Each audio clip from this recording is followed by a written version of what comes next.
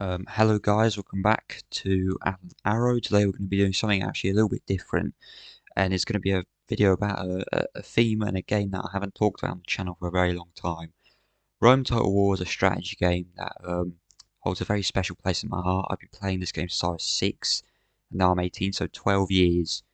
And yeah, it's a very old game, born in 2004, and yeah, it's a brilliant game, very nostalgic.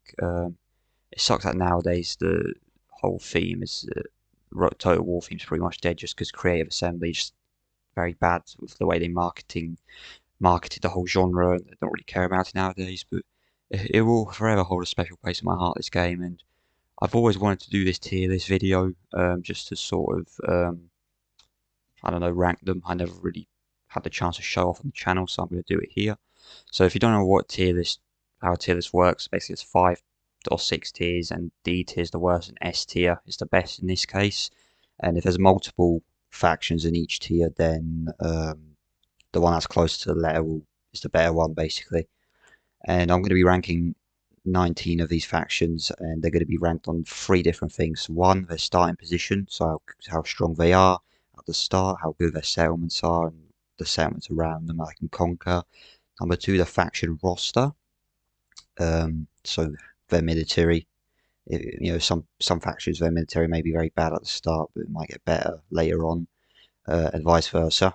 And lastly, just the sort of enemies that they're going to have to play against. So yeah, without further ado, let's get into it. So I think this is in alphabetical order. So we're starting with Armenia. Armenia, they have a decent starting location, have a decent military roster, and the enemies around are pretty challenging. And the start, the military is pretty crap. Sorry about the flashing. I don't know why it keeps turning black for a few seconds. I don't know why. Uh, but yeah, Armenia, just a very average BT, I think is fair. Next up, the Britons. I think very strong at A. So they've got a good starting location, a bit isolated, but because they're on an island, they're very unlikely to get invaded by someone else. You can make your way down to Gaul and later Rome and Spain, maybe. And they have a very strong faction roster as well. Next up, Carthage. Now, Carthage is a difficult one to rank.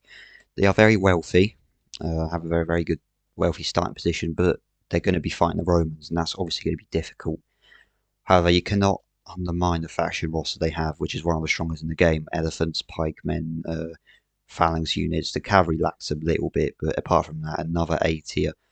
Personally, they're not as good as the Britons, though. I don't think so. Next up, oh god, Dacia. If you've been at this channel for very long, you would know just how much I hate this faction. I actually had a little Let's Play campaign on this, and it was a nightmare. They are, in my opinion, the worst faction in the game. Terrible economy, terrible starting position, terrible military. Yeah, everything's bad about this faction. Now, Egypt. Playing as Egypt, one of the wealthiest factions in the game. Very good faction roster, very good starting position. Normally, the AI as Egypt wipes everyone out in the Middle East, so this is going to be our first S tier. Alright, next up, Gaul. Gaul is going to be good faction roster, not as good as Britain, and a very spread out starting position. You have a lot of settlements, but the main problem is that you're going to be fighting the Romans, so because of that, it's only a B tier. Germania. Now, Germania is a very underrated faction because they're just as good as the Britons, but they are not as isolated.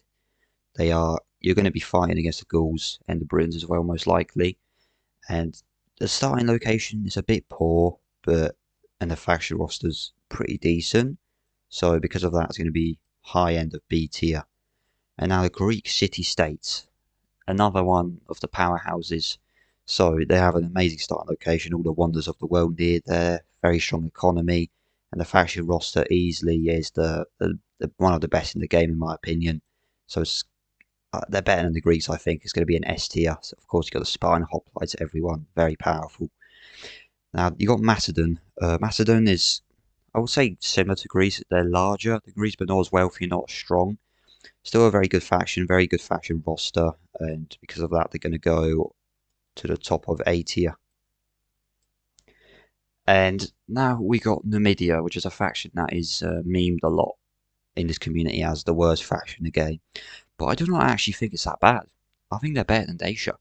They are pretty terrible at the start. They've got a very spread out location. The area is very poor. You got terrible faction roster at the start. But what I have discovered from playing is that it does get a bit better as you go on. You can conquer Carthage, you can get a lot of money from that. However, you cannot ignore just how terrible they are, just everything else. So they are going to be a D tier, but they are better than Dacia in my opinion. Next up is Parthia, one of the most polarizing factions in Rome Total War. On the one hand, they have one of the most powerful and OP cavalries in the entire game, cataphracts, horse archers, literally the best at that. But their infantry absolutely sucks. Their starting position, you're kind of forced into the side of the map, right in the edges basically. You're kind of going to be facing against similar factions that are somewhat stronger than you actually. But so it's hard to rank them. I don't really know where to put them. I would have put them in B tier, but I think they're slightly better than Armenia. Actually, no, I don't think they are. I think Armenia have more infantry than them, so Parthia are going to be lower side of B tier. Next up, Pontus, another Eastern Hellenistic faction. Pontus is, in my opinion, better than Armenia, slightly. They are very similar, and they've got similar rosters, but they've just Pontus just have a slightly better starting position in Turkey. You can conquer more regions. They've got slightly better military with pikemen and phalanx units as well. Their cavalry's really good as well. But now we get to the main factions, the Romans, the ones they're based off of. But you have to sort them into houses because there's 3 different types. So which ones are the best? Well, in my opinion, the Brutii are the best. The Brutii have the best start position because you're going to be tasked with conquering the Hellenistic regions of Greece and Macedonia, and later on Egypt, which are the most richest and wealthiest regions in the game. So you're going to make a lot of money, get a lot of good public order.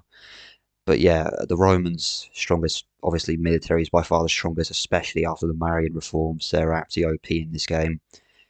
So the Julii, you're going to be fighting the Gauls, so you're not going to be getting as much out of that, but it's still decent because you can conquer quite a bit after that. And the worst ones, in my opinion, are the Scipii, simply because you conquer Carthage, which is a pretty difficult faction to actually defeat. But the thing is, once you've defeated Carthage, you can't actually do that much. You can conquer all of North Africa, but what are you going to do after that? You're kind of isolated. You might have to go for Egypt, but that's supposed to be for the Brutii campaign. So there isn't really a lot of opportunities to get a lot of wealth and power with the Scipii, so that's why they're the worst ones of the Romans, in my opinion. But nevertheless, they're still all going to be in S tier. So we got 4 factions left. So the Scythians, one of the most underrated factions in the entire game. They might be one of the poorest. Their starting location does suck a lot, but personally, their cavalry roster is one of the most overpowered ones in the entire game. They've got so many good missile archers, missile cavalry, very good heavy cavalry. The only place they don't have is infantry. They literally don't have any infantry, but they make up for it with their insane cavalry. So it's hard to rank them, but I think they're going to be, I think B tier, better than Parthia and Gaul, but not better than Armenia, so B tier. So Seleucid Empire, a faction that normally when played by the AI gets memed a lot because just how terrible they are. I think they are actually an S tier because once you actually play with them, you see how good they are. They've got easily one of the most flexible, one of the most varied rosters in the game. They're literally just as good as the Romans. They've got phalanx units, they've got even legionnaires units, they've got lots of archers, they've got cataphracts, they've got elephants. Like this faction literally has it all. And personally, I think they are better than the Greeks and the Egyptians, but not better than the Romans. Next up, last 2. So we got Spain. Very average faction, and I think this is going to be the first C tier of the video. I actually enjoy playing as them, but they're basically just a knockoff version of Carthage, especially their military. They don't really have any better units. It's just a weak version of Carthage, really. Not exactly the richest faction, bit of an annoying starting position as well, as you're all very spread out with 4 settlements. And last but not least, Thrace. I think this is going to be another C tier. But I think they are slightly better than Spain just because they have a slightly better military. Yes, their cavalry does suck, but their infantry is relatively decent, so I'll give them that. And they've got a decently good starting position just because they're in the Hellenistic region, so they can get pretty wealthy off of it. Whereas the Spanish are the barbarian faction, so there isn't a lot of wealthy settlements there. But yeah, that's it for this video. This is the whole tier list. I hope you guys enjoyed, and let me know what you think about it. Where my decision's fair. This is just my opinion, so feel free to disagree with me. And yeah, I hope you enjoyed this video, and I'll catch you on the next one. See ya.